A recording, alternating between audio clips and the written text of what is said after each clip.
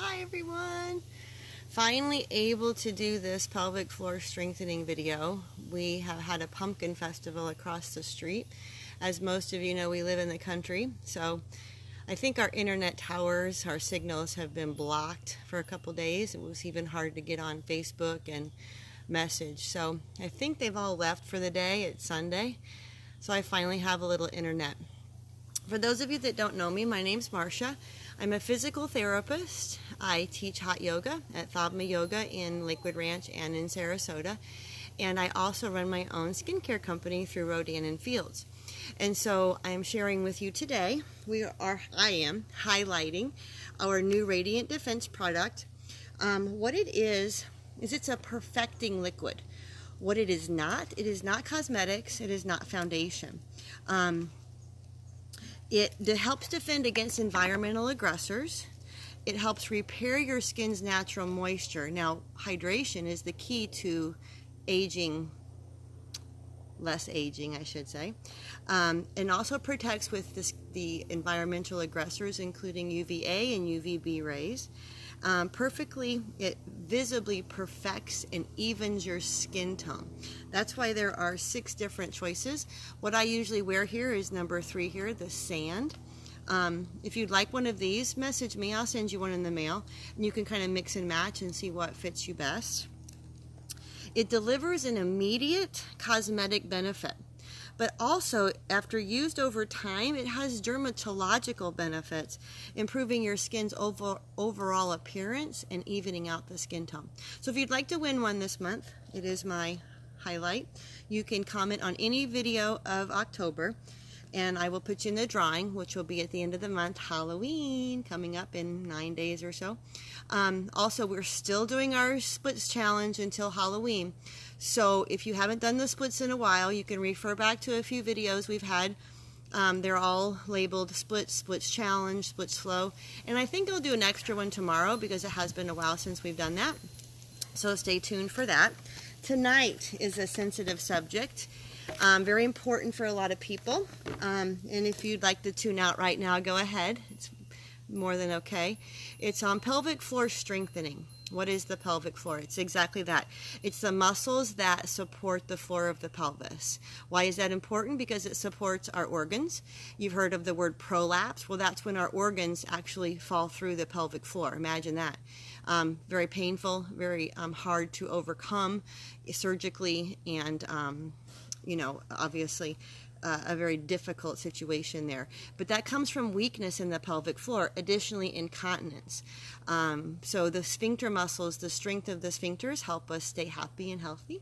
And then, of course, also a strong pelvic floor helps in sexual satisfaction.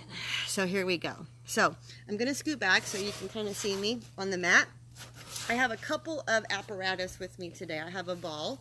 You can use a pillow, and I have a TheraBand. You can use a belt.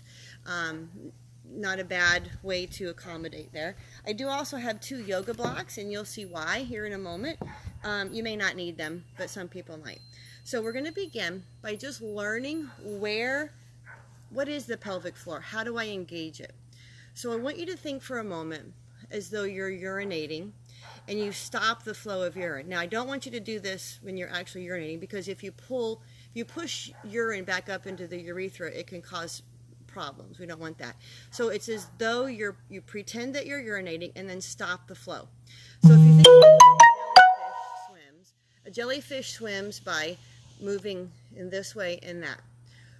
How we're going to engage the pelvic floor is, think about the underside of the pelvis, all of the muscles, all of the sphincters.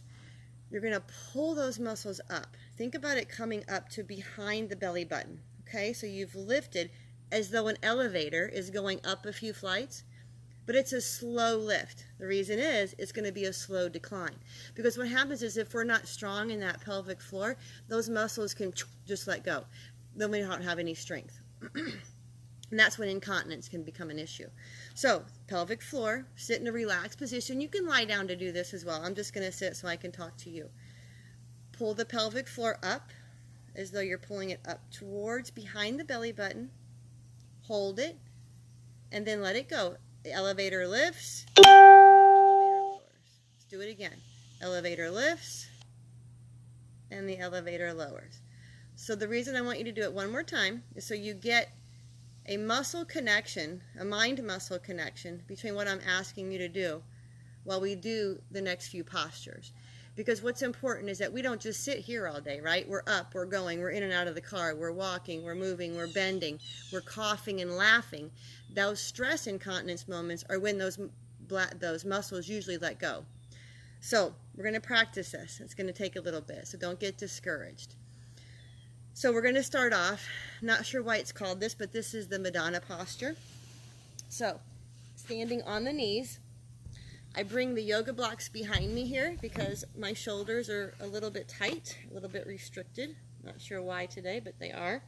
So I'm on my knees. My hands are behind me, palms facing forward. So my shoulders are open, they're externally rotated. That's important.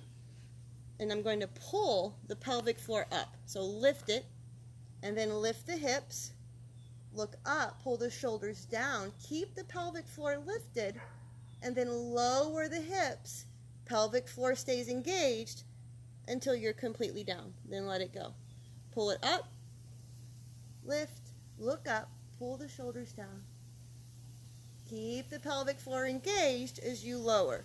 Very challenging, because now we're starting to discern the muscles of the hips from the muscles of the pelvic floor. Last one, pull it up, lift the hips, look up, and then lower down. Keep the pelvic floor lifted as you lower. That's important, and then completely let it go. Now, bring those legs out. The legs are out in front of you. Once again, shoulders are open, fingertips face away. If you needed the yoga blocks for the first one, you probably won't need it for the last one.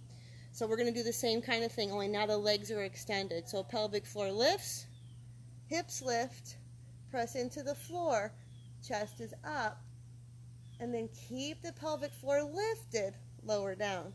For one, we're doing 3. Pelvic floor up, press into the floor, lift the hips, lower down. Pelvic floor stays lifted. You're in charge of this. I can't tell if you're doing it or not. I guess thankfully for me, right? Pelvic floor up, lift the hips, lower down. Last one. Good. Now we're going to go into a bridge position.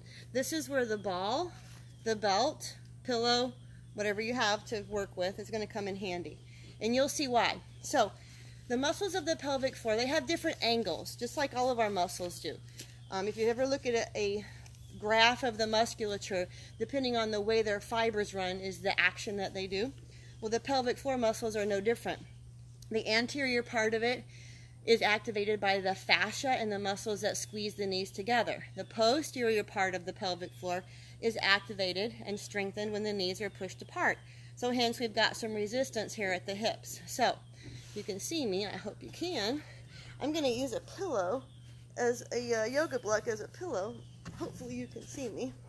Okay, so we're going to engage the pelvic floor, lift the hips up, hold the hips off the floor. I don't care if it's 1 inch, 2 inches. I don't want it to be too high that you feel anything in your lower back. Now, keep the pelvic floor lifted, squeeze the knees together, press them apart. You're going to feel a very different sensation anterior and posterior in the pelvis. Keep the hips lifted. It's a small movement, and I'm not sure if you can see me or not. It's a very small movement. Knees squeeze, knees open, but my hips stay steady, my pelvic floor stays lifted. Good, we're going to do 3 more. This is very fatiguing if you're doing it correctly. So if it doesn't feel like you're working, you're not doing it correctly. Also, if you feel like you're using your abdominals or your buttocks, your gluteals, not doing it right. It's the muscles of the pelvic floor, so practice that. Okay, that's an excellent one for strengthening all the different fibers, the muscle fibers of the pelvic floor. Now, that ball from moving, we're going to go into cat-cow. So what we're training now is that we're in different positions, and we're training that pelvic floor musculature to contract when we tell it to. It's all about mind over muscle matter, right? So you're in tabletop position. You can see me, my shoulders are over my wrists, my hips are over my knees. Pelvic floor is engaged. Pull it up and in. Now, keep it there. Drop the belly, look up, pull the shoulders down, stretch the hip points up, and then exhale. Keep the pelvic floor engaged. Press into the floor, look at the belly, pull it up and in. So you should really feel a lot of engagement there. Keep it engaged. We're only doing 3. Reason is I don't want you to fatigue too quickly. Pull the shoulders down, lift those sitting bones up. Exhale, round, but keep that pelvic floor lifted. I want you to keep a mind-muscle connection there. Inhale. Drop the belly, but that pelvic floor stays lifted up. You're pulling those muscles up behind the belly button. And then exhale. Good. Now come back into tabletop. Let that pelvic floor go for a second. It fatigues easily, especially if you're not used to getting the connection. Now we're going to go into bird dog. So in bird dog, we're alternating lifting the right arm and the left leg. But the pelvic floor is going to stay lifted. So pull it up and in. Hold it there. Right arm, left leg for 1. Left arm, right leg for 1. Keep that core pulled up and in. But not only that, those pelvic floor muscles are pulling up to behind the belly button. Takes a little extra special mind control to get that to happen. 1 more on each side. Pull it up and in. Last one. Good. Now we're going to go a little harder. You can stay here on the knees. However, I know y'all can do it. We've been practicing this kind of stuff for a while. So I want you to go up onto the toes. Okay, so the hips and the shoulders, crown of my head, you notice I'm all on the same plane. Lower belly's pulled up and in because you don't want that belly to dump out. Push the heart up between the shoulder blades so everything's nice and engaged. Now, engage those pelvic floor muscles. Pull them up. Hold them there. Roll forward on the toes and roll back for 1. Roll forward. If you're like me, you should feel some shaking going on. 2. Pelvic floor is up and lifted. And 3. Lower down when you're ready. So it wasn't so bad. Very quick, but I guarantee if you can do that a few times a week, doesn't take very long, 5 minutes once you get used to it.